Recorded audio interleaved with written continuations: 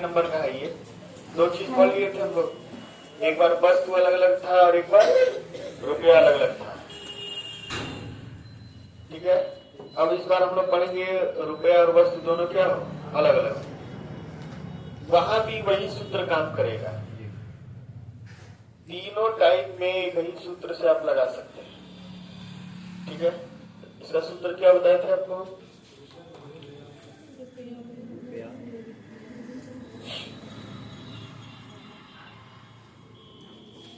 यही बताया गया था ना कि रुपया बटे वस्तु गुणे परसेंट विक्रय बराबर रुपया बटे वस्तु गुणे परसेंट विक्रय। तो रुपया कितना है? 60 रुपए में 12 संतरों को बेचने पर मतलब 100%। नहीं 25% क्या नहीं हो रही है ना, तो 75 हो गया। वह व्यक्ति 100 रुपए में कितने संतरे बेचे? कितने संतरे? 100 संतरे बेचेगी, 25% का क्या हो लाभ कर दीजिए। 25 दिया 75 और 25 बचे 125। इसको काट देंगे, कितना आएगा? 20। और देखिए यहां से ये कितना बार में? 20 बार में, और ये 20 से 20, यानी x बराबर कितना आ गया? 12 संतरे ही आएगा। लगा लीजिए इसको। 80 पेन को 140 रुपए में बेचने पर एक व्यक्ति को 30% की हानि होती है। वह व्यक्ति 104 रुपए में कितने पेन बेचेगी? 30% का क्या हो लाभ?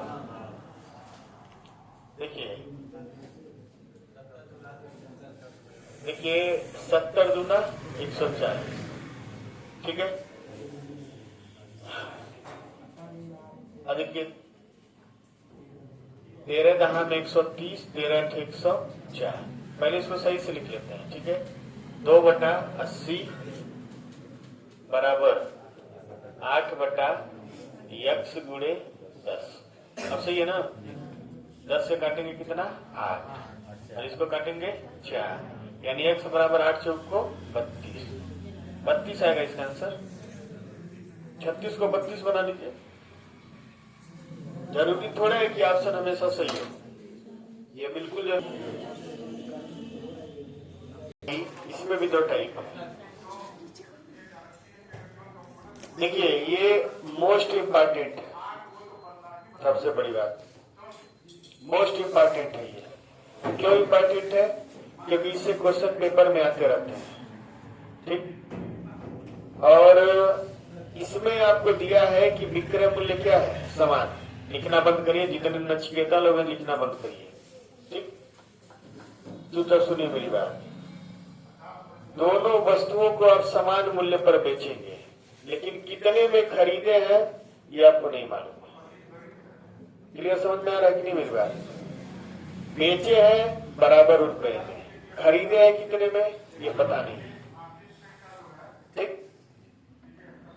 तो अब कह रहा है कि दोनों वस्तुओं का विक्रय मूल्य क्या है? समान है। एक पर 10% का लाभ हुआ है और दूसरे पर 10% की हानि है। पूरे सौदे में कितने % का लाभ हुआ है? लाभ या हानि हुआ है? तो सबसे पहली बात एक चीज जान लीजिए कि अगर बराबर रहेगा, अगर लाभ और हानि बराबर रहेगा तो हमेशा क्या होगा? हानि होगा। लाभ और हानि बराबर रहेगा तो हमेशा क्या होगा? हानि। कैसे होगा हम आपको ये भी बता दे रहे हैं, दो तरीके से बता रहे हैं। +x -x, और प्लस माइनस होने पर क्या होता है? -x गुणे x बटा 100। ठीक, x से x कट गया और माइनस में आ गया x स्क्वायर बटा 100। यानी आप इसको लिख सकते हैं x स्क्वायर % क्या हो जाएगा?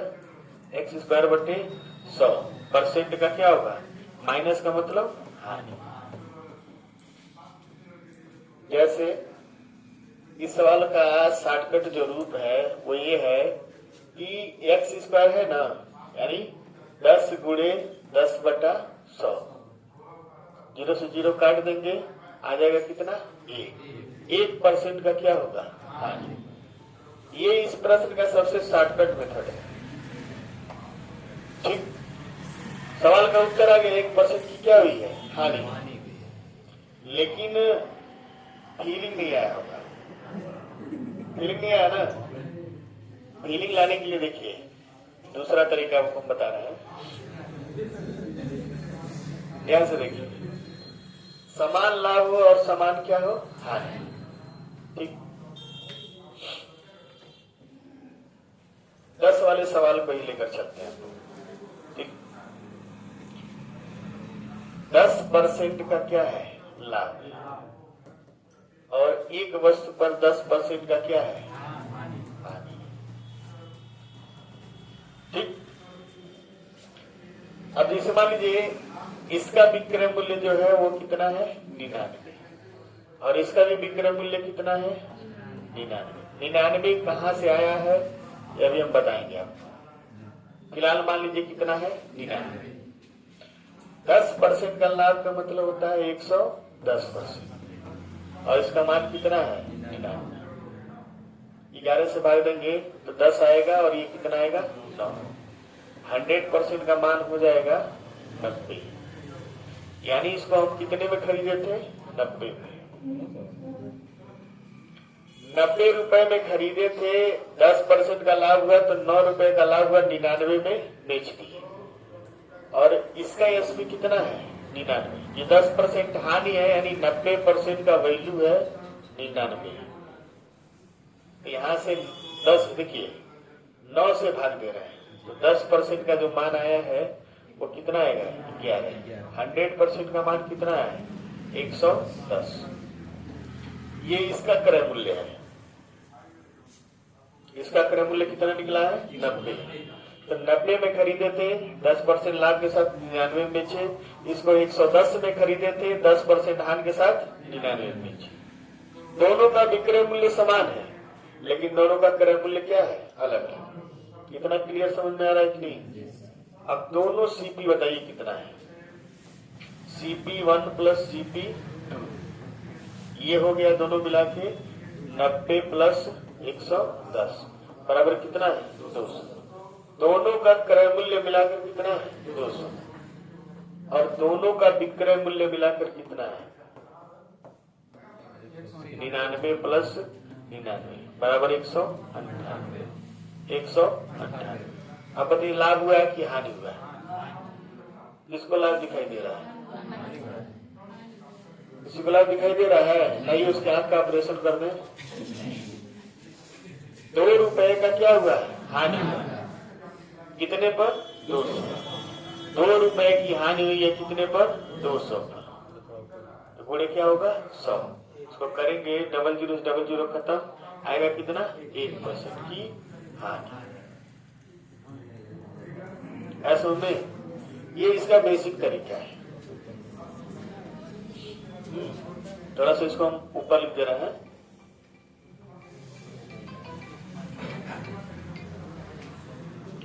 यहां पर आप देखेंगे, यहां थोड़ा सा ऊपर लिख रहे हैं, देखिएगा हमारा टोटल सीपी कितना आया है? 200। और टोटल एसपी कितना आया है? 198। तो हमको हानि कितना हुआ है? 2 की हानि हुई है कितने पर? 200 पर। गुणे क्या किए हैं? 100। 00 से 00 कट गया, और 2 से 2 कट गया, कितना आ गया? 1% की हानि। ठीक है, इसको उतार लीजिए, उतारिए अभी एक्स वाला। अब एक चीज और बता दें आपको कि हम 99 क्यों लिए हैं। देखिए, एक पर 10% लाभ हुआ है तो 110 हुआ है, और एक पर 10% हानि हुआ है तो 90 हुआ है। इस शून्य को भूल जाइए, शून्य को इसलिए भूल जाइए कि 100 से कट जाएगा। तो 11 नंबर कितना आया? 99 मानेंगे तो इससे भी कटेगा और इससे भी कटेगा, तो दशमलव में नहीं आएगा। बात समझ में आ गया? ये है आपका सवाल। सवाल में हम बताए थे कि सब लोग देख लीजिए बोर्ड पे, अभी फटाफट सब सवाल लगा लेंगे हम लोग, टेंशन मत लीजिए। अब इसका दो मेथड और बताएंगे। देखिए, ऐसी स्थिति में सदैव हानि होती है। क्या होती है? हानि। सदैव हानि होती है। जब बराबर रहेगा तो हमेशा क्या होगा? हानि होगी। लेकिन एसएससी वाले अब इस प्रश्न को देना बंद कर दिए। अब ये कभी कभी मिलता है। इसका सेकेंड वाला जो है, जब अलग अलग वाला है, वो ज्यादा आता है। ठीक, हानि होती है। कितने की हानि होती है? तो x स्क्वायर बटा 100%। अब x स्क्वायर बने, x का मान कितना है? 10, यानी 10 गुणे 10 बटा 100। 0 से 0 कट गया, इसका मान कितना आ गया? 1% की हानि। जब बराबर रहे तो आप इसी मेथड को ज्यादा प्रयोग किया करें। लगा लीजिए, इसको भी सवाल लिखिए। तभी से देखिए, जब बराबर है तो सबसे आसान विधि यही है, लेकिन बराबर नहीं है तो इसमें दिक्कत हो जाता है। तीसरा आपको बताया है रेशियो मेथड, और रेशियो मेथड जो है वो जब बराबर हो या बराबर न हो, सबके लिए क्या है? एक समान है। राहुल, ठीक।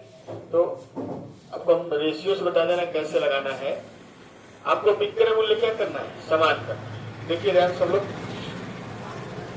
कि एक पर लाभ हुआ है तो 10 से कितना हुआ? 11। ये सीपी है और ये क्या है? और एक पर 10 से कितना हो गया? 9। दोनों का विक्रय मूल्य बराबर है। इसका विक्रय मूल्य 11 है, इसका विक्रय मूल्य 9। तो दोनों बराबर कितना हो सकता है? बताइए। 11 और 9 का लौसक क्या होता है? दोनों का विक्रय मूल्य 99 करिए। अगर हम इसमें 9 से गुणा कर दें पूरे अनुपात में, हमारा बन जाएगा 90 से 99। और इसको 99 बनाने के लिए हम किससे गुणा कर देंगे? 11 से। तो ये हो जाएगा 110 से 99। अभी आपका सीपी है और ये क्या है? एसपी। ये हो जाएगा 200 से 158। जोड़ लेंगे दोनों, ठीक है। ये टोटल सीपी है और ये टोटल क्या है? एसपी। कितना हानि हुआ? 2 का। 2 का 200 पर हुआ है तो कितना हो गया? 1% की हानि।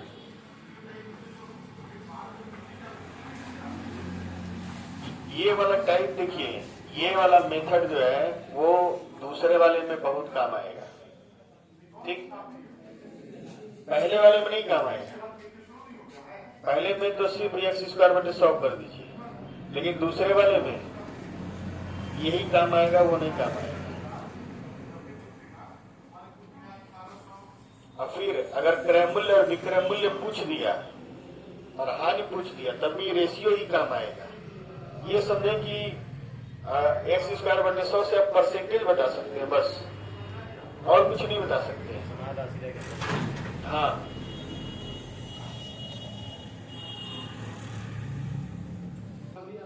तो एक तो आप ऐसे कर लिए होंगे 25 गुणे 25 बटा 100, यानी 625 बटा 100, यानी 6.2%। क्या है? हानि। अब यहाँ देखेंगे, बात नहीं, 4 से कितना हो गया? 5, और 4 से कितना हो गया? 3। ठीक, इसको बोले हैं 5 और 3 का एलसीएम कितना होता है? 15। यानी इसको 3 से गुणा करेंगे तो हो जाएगा 12 से 15, और इसको 5 से गुणा करेंगे तो कितना हो जाएगा? 20 से 15। विक्रय मूल्य क्या हो गया? समान हो गया। सीपी हो गया 32 और ये हो गया 30। 2 का 32 पे हानि हुआ है, गुणे 100। 1/16 है। 1/16 को हम लोग बोलते हैं 6 से 1/4, यानी 6.25% हानि।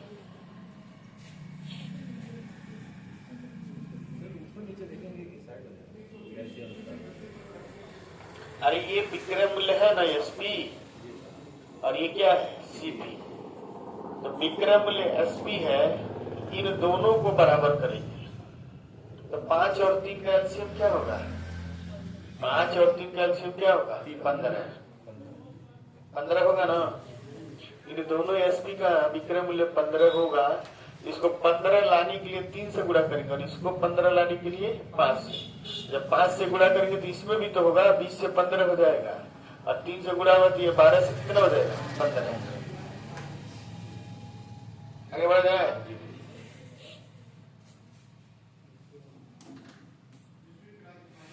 लगाइए इसको।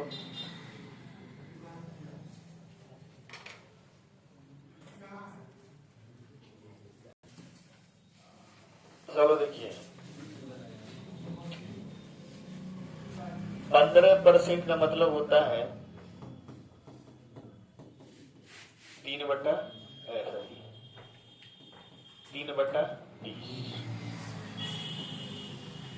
ठीक, तो एक हो गया 20 से कितना हो गया 23 और एक हो गया 20 से 17। ठीक, 23 और 17 का एलसीएम क्या होगा?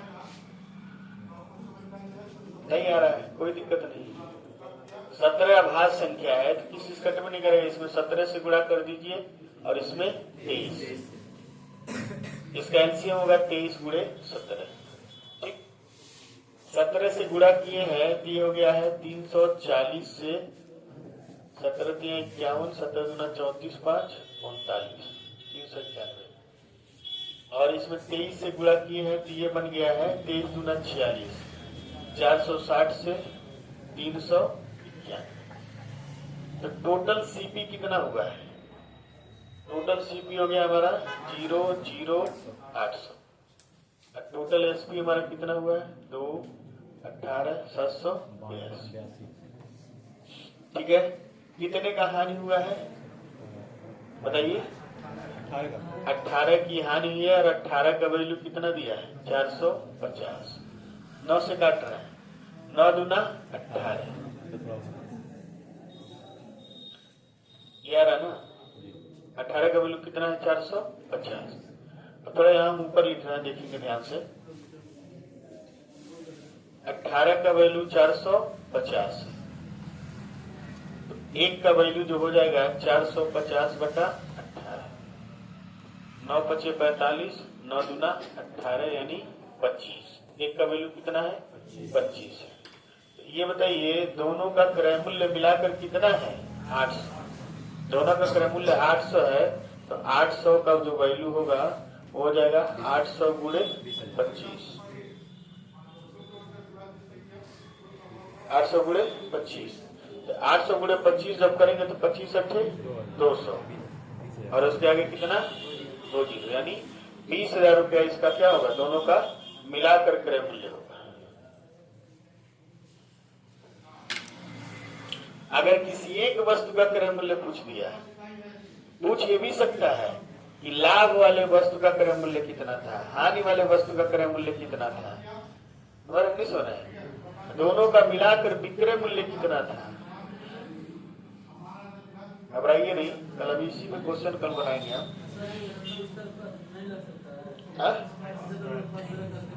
लगाइए 15 गुणे 15 करके उससे कभी नहीं आएगा।